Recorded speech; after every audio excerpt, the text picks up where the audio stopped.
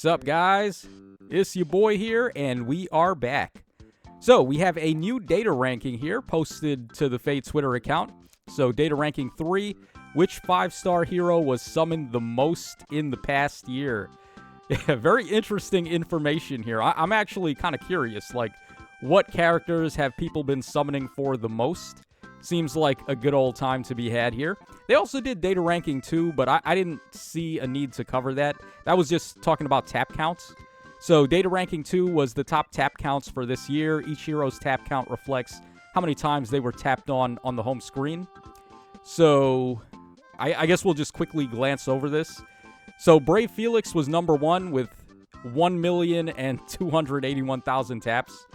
Then in second place, we had Emblem Sigurd with 875,000, Emblem Lynn with 561,000, Brave Alphonse with 516,000, and in fifth place, Burger King with 488,000. Nothing really too crazy. If we look at the heroes that we see here, nothing super recent. Like, a lot of this stuff was from the Brave Felix and Brave Alphonse batch, and pretty much either before or after that. Nothing like within the past couple of months of release. So, yeah, it doesn't really reflect anything super serious. It's just, I guess, a collection of the characters that were used the most from, like, over a year ago, basically. Okay, so we have that. Let's actually take a look at the important stuff now. So, the number 1 most summoned character in the Americas. And then we have one for Europe and Oceania. We got one for Japan. And then we have one for other Asian countries. I guess Japan is special, and then the other Asian countries like China, Korea, Taiwan, etc. They get their own separate category from Japan. So let's actually take a look here. Let's see what was the results. So we got Emblem Erica at number 1 for the Americas. We have Brave Balder at number 1 for Europe. Interesting. Then for Japan, again, we have Emblem Erica. And then for the rest of Asia, we also had Emblem Erica as number 1. Wow. I'm kind of surprised to see that Emblem Erica was the number 1 most summoned character. I would have thought it would have been someone like maybe an Emblem hero that was also like mega popular as a character. But no, I mean, Erica was a very powerful unit on release, and then her ring was really good too. So it's not that big of a surprise. Also, I guess it's because she's been around the most. She's been on a lot of banners. Like, quickly scrolling down here, we see a lot of stuff that released more recently than Emblem Erica. So, Erica was on more banners and had more opportunities to get her.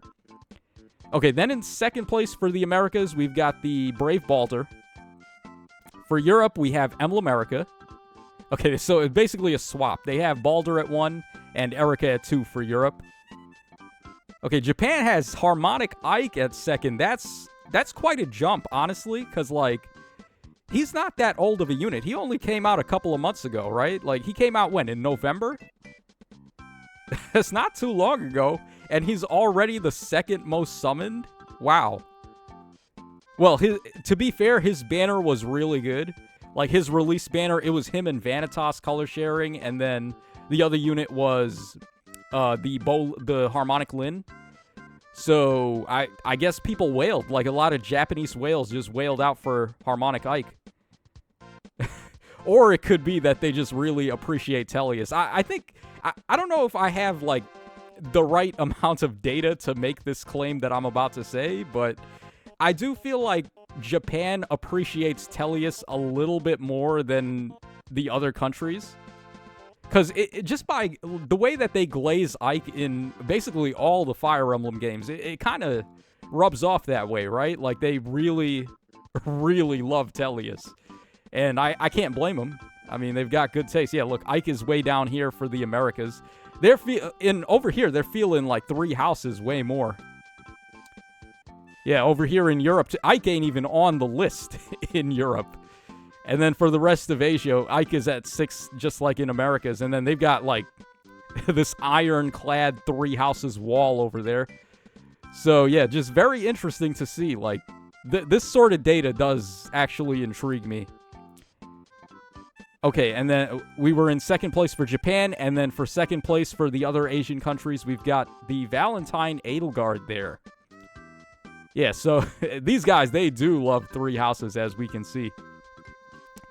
Okay, so in third place for the Americas, we've got the Brave Sharena. You'll love to see it. Finally, Sharena got some love. After so many years of just being a nobody, they gave us two really good Sharenas back-to-back. We got the Brave Sharena and the Entwined one. Europe also agrees. We've got third place for Sharena. Okay, Japan has Emblem Edelgard at number 3. Where is Sharena here? Oh, she's all the way at 10th. Wow. Yeah, I mean, this is probably the reason why. Japan is just not messing with Sharena like that. So, this is the reason why we've taken so long to actually get some love for Sharena. It's also probably why in the story itself she doesn't really get to do much. I feel like the side characters for each new story end up doing more than Sharena. Like the Fiorms and the Levitanes and the Heirs and etc., like Regan and stuff, they all get more stuff to do than Sharena. Which is sad to think, because, you know, Sharena's the second main character. It's basically Alphonse and then her, and then Anna, who... I guess it's understandable why Anna doesn't get to do as much, because in all the other games, she's basically just like the shopkeeper. So, like, Anna is kind of awkward in Fire Emblem Heroes, where all of a sudden she goes from being the shopkeeper, and now suddenly she's leading the entire army. Quite a step up in job, right? Like, quite a career change for Anna coming into Fire Emblem Heroes, but... yeah, man, Sharena, I would love it if Sharena would just get some more story appreciation. They did a little bit with the Vanitas Tempest Trial, but I want to see more. I want to see her do stuff in the actual main, like, book chapters. Okay, so they've got Emblem Edelgard at 3rd, and then Other Asia has Valentine Rhea at 3rd there. Okay.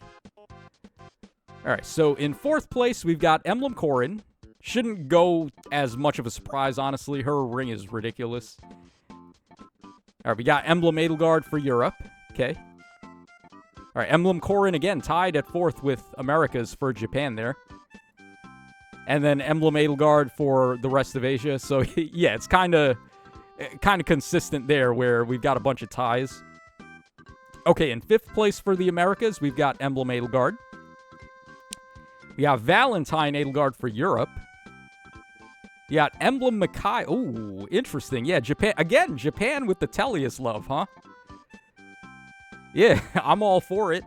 But this Micaiah, I feel like she's kind of underrated as a unit. She's very good. Obviously, everyone gets how good her ring is. You see the ring on, like, damn near every defense team with a baby Camilla or a New Year Balder to just extend their range. But Micaiah herself as a unit, I feel like goes a little under the radar sometimes, because she nukes pretty good. I remember when she came out and she couldn't just one-shot Burger King clean. People were underselling her, but that's not actually correct. Like, she's still a really good nuke. She hits goddamn hard. And being an infantry type, you can give her Canto Curb, and she's got the positioning antics with her reposition and then gain another action and stuff. She penalty cleanses, which is insane. So, I've always enjoyed using this unit anytime I have. Alright, and then for 5th place for the rest of Asia, we have Emblem Corrin there. Okay. Okay, so moving on, where are we now? 6th? Yeah, we're in 6th place. So, for America, we've got Harmonic Ike there. Yeah, quite a step down from Japan. Emblem Corrin for Europe. Yeah, Brave Balder all the way down there for Japan. I would have thought she'd be more popular in Japan than, like, wow, Europe liked her more than anybody else. Well, America liked her a lot too, but I'm surprised that she's more popular outside of Japan.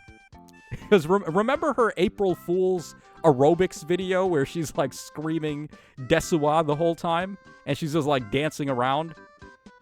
I would have thought Japan would have ate that up. From what I can tell, like, the type of stuff they like meme content, I would have thought they would have loved that video.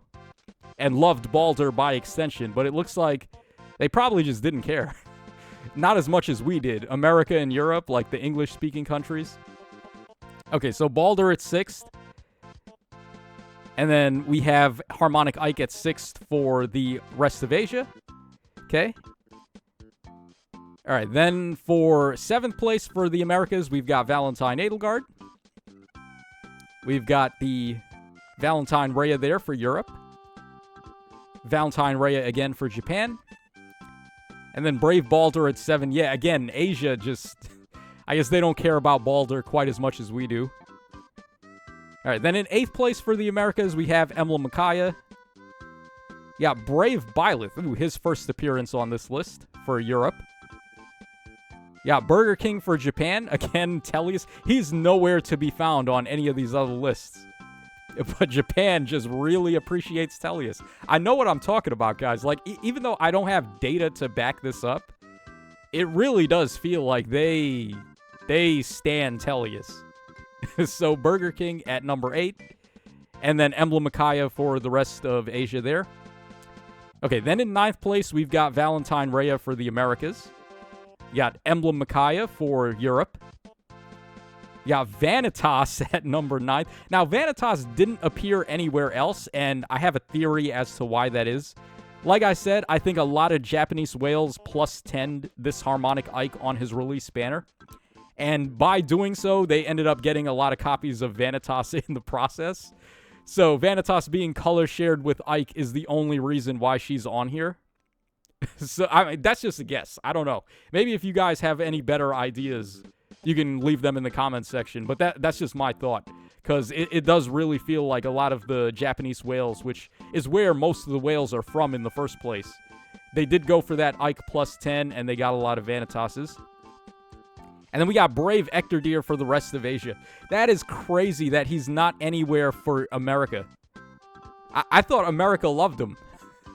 Given the amount of fan art that we had of him. And he's nowhere to be found for the Americas. And then Europe does have him at number 10. So at least one of the English-speaking countries got him. Or group of countries, I should say, as opposed to just one country. So, okay, yeah, wow. This has been very, very eye-opening to see, like, the random, not really so much random. I feel like some of these make sense if you actually think about them. Okay, and then finally in 10th place for the Americas, we got Brave Byleth. They've got Brave Ectordeer for Europe. Got Brave Sharena for Japan. And then the rest of Asia, again, Brave Sharena there. Yeah, so let me know what you guys think about this. This is very interesting. I was not expecting Emblem Erica to be consistently, like, the most summoned hero out of, like, everything from the past year. What was the time period of this? So January 31st, 2025 to January 30th, 2026. Yeah, very, very, very interesting. Yeah, so there you guys go. Also, I guess before we hop out of here, they did show the new calendar, and we'll just quickly skim over that before we go. Yeah, so over here on the calendar, let's take a look at when the banners are. Okay, my internet is down. Yeah, I've been having a lot of technical difficulties, guys, as I've mentioned. There was a huge blizzard that hit New York the other day and basically knocked out all the power. So power is still getting recovered as we speak, but here's what we've got here. So the legendary Mythic Emblem banner is going to be on the 26th, and that being the case, we're going to get the trailer probably tomorrow at typical trailer time. Yeah, my internet is completely down. I don't know how I'm going to get to upload this video. I might have to tether my phone again, which was what I did before. Okay, we have the Hero Rises banner, which is going to go on for over a month. We got a lot of days on that, so even if you do want to summon on that, you can definitely sit tight and see what's coming up. We have the next Special Heroes banner, which is going to be the seasonal for March 5th. So what is it in March? Is it the March Bride banner, or is that the June Bride banner? What was it in March again? I can't even remember. The March seasonal banner. I'm drawing a complete blank as to what we get for that. Is it the Bunny banner? Or is that in April? I don't even remember. You guys in the comments, you'll tell me. You'll let me know. So, yeah, we're getting that on the 5th. And that looks like everything as far as upcoming banners are concerned. So, yeah, that's all for this one, guys. Hope y'all enjoyed the little data breakdown that we got here. I always like it when they post data like this. That seems more interesting than something like tap count, at least to me. So this is your boy Tacho signing out. Hope you guys enjoyed it, and I will catch y'all again on the flip side.